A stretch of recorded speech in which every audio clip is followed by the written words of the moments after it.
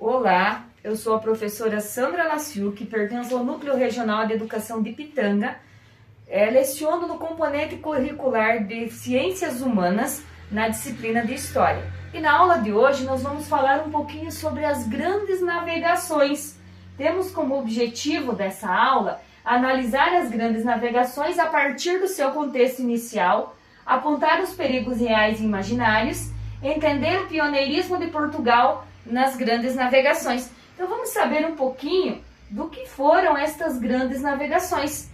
Para início de conversa, vamos falar um pouquinho sobre o comércio de especiarias, nesse contexto do que estava acontecendo.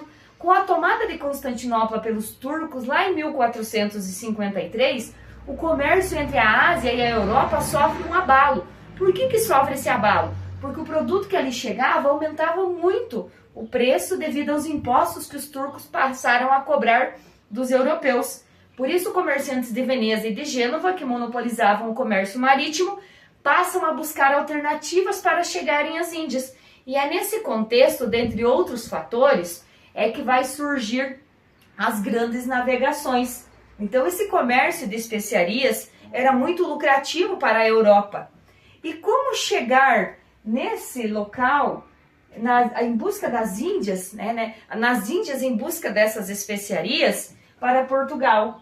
Portugal vai tentar nesse contexto, porém, Lisboa está aqui. Enfrentar o mar Mediterrâneo era tranquilo no quesito mar, porém, tinha a questão de enfrentar os turcos, por aqui, os muçulmanos, e tinha a questão da Península Itálica, que era onde aconteciam essas grandes comercializações das especiarias. Então, Portugal não poderia passar tranquilamente aqui pelo mar Mediterrâneo. Qual alternativa melhor seria, então? Contornar o continente africano para chegar às Índias. E é nesse contexto que nós vemos ali alguns empecilhos. Como, então, enfrentar os riscos desse mar tenebroso? O Oceano Atlântico era conhecido como Mar Tenebroso. Então, havia os riscos imaginários dos portugueses e de outros países europeus, dos navegadores, e haviam também os riscos reais. Como enfrentar esse mar tenebroso? Riscos imaginários eram a ideia de que a terra era achatada e que em dado momento as grandes embarcações eram sugadas pela terra ser achatada. Outro risco imaginário era a questão de monstros marinhos que devoravam embarcações, com literaturas que falavam de sereias e grandes coisas ali. Isso fazia com que instigasse o imaginário das pessoas e ocorresse esse medo. Haviam também os riscos reais, o risco da fome, o risco da sede, o risco das doenças de pessoas que vinham já infectadas e acabavam infectando outras pessoas, além das tempestades em alto mar, que fazia com que muitas embarcações virassem, houvessem naufrágios. Então, havia esse quesito de enfrentar o chamado Mar Tenebroso, o Oceano Atlântico. E nesse contexto, Portugal sai na frente. E por que Portugal vai sair na frente, será?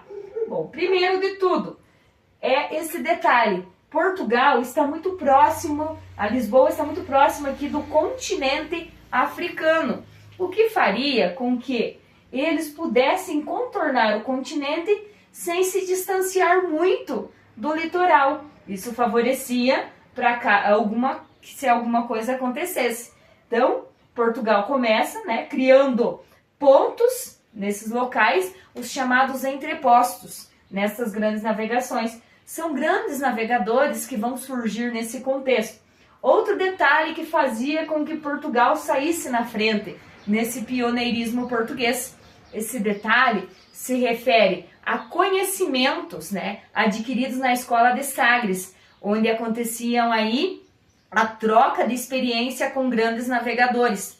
Portugal também já vinha se desenvolvendo nas questões aí com o astrolábio, questões de bússola. Havia o conhecimento português com a pesca em alto mar, visto que pescavam bacalhau, pescavam o próprio atum e outros peixes aí. Então, já havia uma experiência de Portugal no que se refere a navegações em alto mar. Outro detalhe importante é a unificação do reino, né? A centralização do poder, aliás. Então, Portugal já contava com o rei, né? Com a monarquia. Então, havia uma monarquia centralizada. Isso fazia com que as decisões ficassem restritas ali. Enquanto Espanha, França, Inglaterra, outros países ainda sofriam aí com questões políticas. Tudo isso acabava dificultando um pouquinho e Portugal, por isso, saía na frente aí nessas questões. E dentro dessas grandes navegações, nós vemos aí um navegador que vai ganhar destaque, sobretudo para nós brasileiros aqui, que se refere a Pedro Álvares Cabral. Dentre de outros navegadores que já tinham se lançado ao mar, nós vemos a comitiva de Pedro Álvares Cabral, que em 1500 sai aí em busca dessa terra, das Índias, aliás, né? Em busca das Índias, uma comitiva com 13 embarcações, com cerca de 1.500 pessoas que saem rumo às Índias. E essas embarcações, segundo a história, né, que nós conhecemos, teria, por acaso, por questões de tempestades e tal, teria sido arrastada a um território. E essa nova terra, onde hoje é o Brasil, eles teriam chegado nessa nova terra desta forma.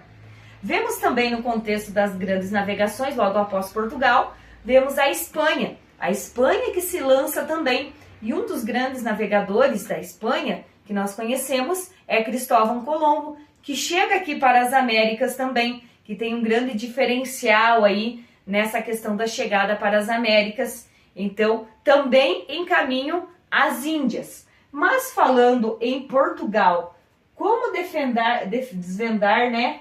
A comitiva de Pedro Álvares Cabral sai para desvendar os segredos do mar mais temido e assim chega aí nessas terras onde hoje é o Brasil. Porém, nós vemos nesse contexto, né, que eles vão encontrar então essa nova terra.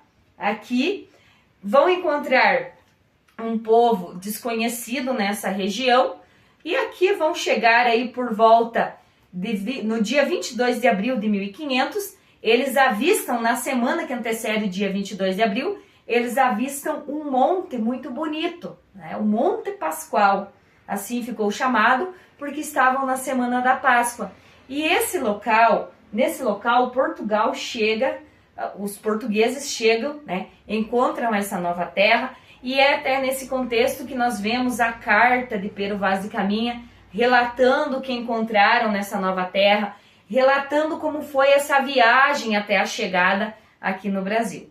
Porém, alguns historiadores contestam essa história de que os portugueses teriam chegado nas terras onde hoje é o Brasil por acaso.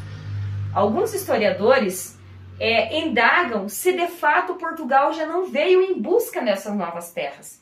Estudantes, e é sobre isso que eu gostaria de propor para vocês, né, um estudo de caso. Nesse estudo de caso que eu gostaria de propor para vocês, eu gostaria que vocês pesquisassem, né, como uma atividade de complementação, uma atividade prática. Gostaria que vocês pesquisassem, buscassem evidências de algumas situações que nos levam a crer, né, que nos trazem fundamentos de que os portugueses de fato já conheciam essa nova terra, que aliás não conheciam essa nova terra, mas já sabiam que poderiam encontrar uma nova terra. Então fica como um desafio, né, esse estudo de caso, onde vocês, estudantes, vão pesquisar evidências dentro da própria história das grandes navegações. Busquem evidências do que nós podemos analisar assim, o porquê alguns historiadores dizem que dentro do contexto das grandes navegações, Portugal já sabia mais ou menos o que poderia encontrar. Lembrando, dentro desse contexto do comércio de especiarias, vemos outros fatores do interesse de Portugal nas grandes navegações. Por exemplo, o colonialismo, a questão desses países que buscavam novas terras, então, para colonizar. Então fica como aí um desafio para você. Estudo de casos sobre as grandes navegações. Dentro desse contexto, ainda vamos falar um pouquinho sobre as consequências das grandes navegações. Vemos a questão cultural, houve uma invasão cultural para os povos, houve questão de doenças trazidas pelos europeus, tanto aqui para as terras onde hoje é o Brasil, como para a América e outros locais, que trouxeram algumas consequências das grandes navegações, especialmente para os povos que aqui já habitavam. Como no caso da América, vemos povos incas, que acabaram sumindo praticamente aí naquele contexto por conta de guerras, conta de impasses, por conta de doenças. Então esses são os impactos negativos, ainda a questão religiosa e tudo mais. E para concluir a nossa atividade, eu desafio para vocês, né, proponho para vocês uma atividade via plataforma Quiz. A atividade está lá, alunos, para que vocês possam realizá-la, né, dentro do contexto das grandes navegações, sobre tudo que nós estudamos nessa aula de hoje. Então, você pode buscar lá e responder as atividades na plataforma Quiz. Por hoje é só, nesse contexto aí. Muito obrigada e até a próxima aula.